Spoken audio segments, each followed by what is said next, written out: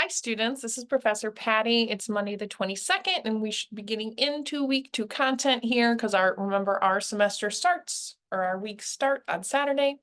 I had a couple things I wanted to show you. The first one is that I am done grading everything that has come to my grade book. And if you, like me, are in your grade center, my grades over here on the left, it should show you what you have earned on every project. If you have a 5 here, that means that your introduction video is in the discussion board and you have responded to 2 or 3, I can't remember which, of your classmates and just said, hi, thanks for posting. I'm also interested in learning more of macro social work. Or, hey, I recognize you from another class. I think we have similar research interests. Maybe we could be buddies on the project, right? Or just whatever. I'm also interested in football. Thanks for sharing. Like, yes, I want you to be practicing warm responses. And I know discussion boards in online classes can get very, and that's okay. I don't need you to be very. I just need you to respond and connect with one another, which you're doing. If you have not gotten a grade yet, it's probably because I haven't seen the comments automatically send it to my to be graded. So 5 out of 5 points. And we make this low points at the beginning because it's just getting you in and getting you oriented and getting you familiar with the software and introducing yourselves, and that's it. All right, we're moving through the coursework. If you will just note, I don't have a lot of, you have to do this for points every semester. Usually the people I have in this class are really motivated to learn. I have a few other things I just want to go over as supplementary materials. This is actually from my LASW exam test prep. I do sell CEU courses. And there's 2 mnemonics that I use whenever I'm working with my grads. I'm gonna make this a little smaller so you can see it. One is ASPIRINS. ASPIRINS, plural, and that's a mnemonic to remember what you're supposed to do when the LISW exam says, what's the best thing to do? Well, guess what? I also want you to do the best thing. So as we're looking at our community projects and developing them, this is a study mnemonic that I would love for you to have because I love when people pass the exam. I want you all to be my licensed colleagues. Assessing before asking. So you guys are in the phase right now where you are discussing your communities. You're asking questions of your communities. You're clarifying who and what your community is. You're making sure it's not too broad and it's not too narrow. You're inquiring about your community. You're exploring, you're determining, right? These are all the initial steps, whether you're working with micro, meso, or macro. That's why all those competencies, 6, 7, 8, 9 are engage an individual, a community, a group. The engagement skill is what you already have. So we're just looking at how do we define this in terms of the community. Same thing with S, start where the client is. If I, West Sider, go to Ohio City and I say, y'all need a McDonald's.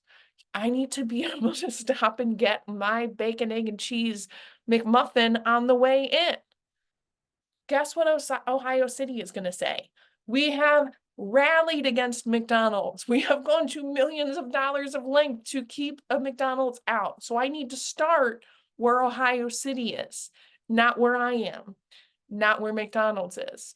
And filtering out who really wants something is really difficult in this era of media oversaturation, where you can find any information to support anything that you want to do, pretty much. So aspirins, the very last thing that you do is tell this community, you got this. You are efficacious at this on your own. I'm going to support your self-efficacy because you've been doing this for a while. That should not be our starting stance, right? Because we want to lean in. We want to have open ears, open eyes. We want to be sensing. We want to be taking in information. That's where aspirins starts. The other thing is, what's the first thing you can do? And I have this lovely mnemonic. Okay, this is, maybe I'll email this to you guys. I will put the link. Let me bring this to the front so you can see all the letters. Why are you not bringing to the front? Uh-oh. Okay. LSW study guide, wordpress.com. So this is something that is published. I did not come up with Farmer Aladdin Eats Expensive Apples all on my own, but we do have this Google Duet AI generated image. I wanted Apple Farmer Aladdin is what I put into the AI prompt, and I came up with this lovely image. Actually, maybe Duet has it. It does not have here. On Duet AI, I put social workers assessing, and this is what it came up with. So, AI, we will be talking about how to use it and ways to use it and ways to cite it so that we're not plagiarizing, because plagiarism is against university policy.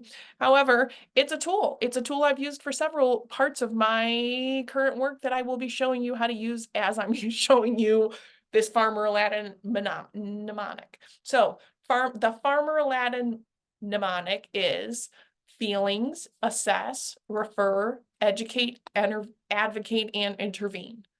So the first thing that you should do, the opposite of the first thing, is interventions. So please do not tell me about this intervention that you want to put in your community before you've told me what your community is, because that is an intervention. That should come last after we've done our assessing, our engaging, our protecting life, all of the various steps.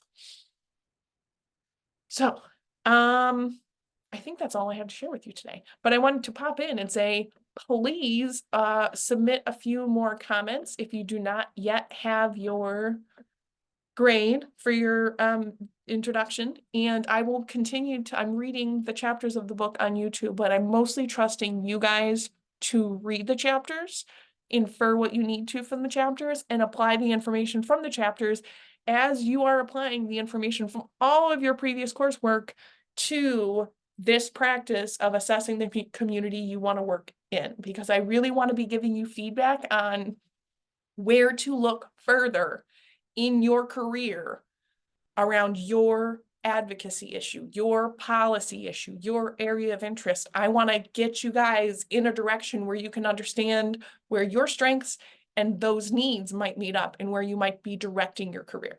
So happy week 2.